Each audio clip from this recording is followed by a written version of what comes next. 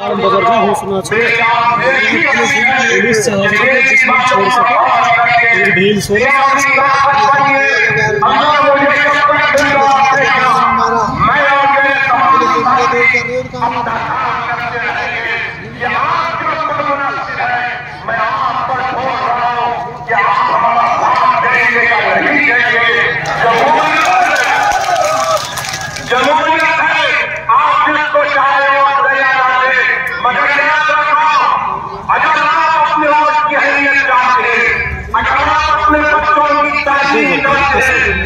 अपनी बच्चों की तालीम चाहते हैं, अगर आप मान सम्मान चाहते हैं तो आपको हिस्सेदारी किराए में बनना पड़ेगा।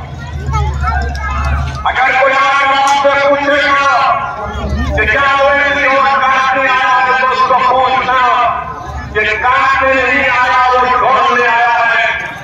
आप बताओ कि भारत की पार्लियामेंट में बीजेपी के 3 एमपी जीत जाते हैं। बताओ भारत के लोगों कितने सीट पर तुम्हारा बीजेपी का मुकाबला हुआ।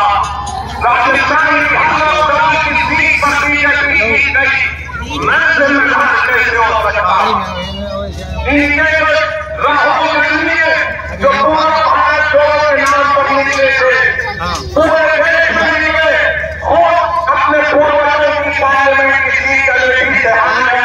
क्या बहादुर हुए नहीं गया फिर भी हमारे और कहां से निकले उस पार्लियामेंट जो बात है जहां पर जहां पर